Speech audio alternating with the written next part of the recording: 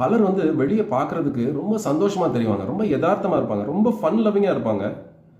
அவங்கள பார்த்தா எங்களுக்கு எதுவும் பிரச்சனை இருக்குமா? என்ன ஜாலியா இருக்காங்க அப்படிங்கிற மாரி ஒரு பின்பத்த நம்ம மனசுல கட்டமைச்சிருப்பாங்க. ஆனா, அவங்க மனசுக்குள்ள என்ன வலியோட அவங்க பயணம் பண்ணிட்டு இருக்காங்க அப்படிங்கிறது பலருக்கு நமக்கு தெரியறதில்ல.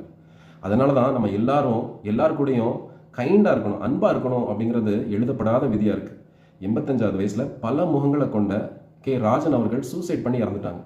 ப்ரொடியூசரா, ஆக்டரா, டைரக்டரா, டிஸ்ட்ரிபியூட்டரா நமக்கு அவங்கள தெரியும். ஆனா, அவங்க மனசுக்குள்ள என்ன இருந்தது அப்படிங்கிறது அவங்க வீட்ல இருந்தவங்களுக்கு கூட தெரியல. திடீர்னு ஒரு நாள் செய்தி வருது, அவங்க வந்து அடையாறு ஆத்துக்குள்ள விழுந்து தற்கொலை பண்ணிட்டாங்க அப்படின்னு. இது நம்ம மனசுக்கு ரொம்ப வேதனையா இருக்கு. ஆனா, இந்த மரணத்திலிருந்து நம்ம படிக்க வேண்டிய விஷயம் இருக்கு.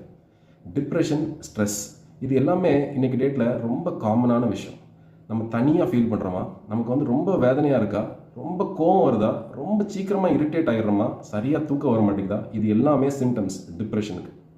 எனக்கு ஒரு டாக்டர் சொன்னாங்க, காய்ச்சலும் தலைவலியும் வந்தா எப்படி நீங்க வந்து ஒரு டாக்டர்ட்ட போய் மருந்து வாங்கி அதை சரி பண்ணிக்கிறீங்களோ, அதே மாதிரி தான் டிப்ரெஷன்.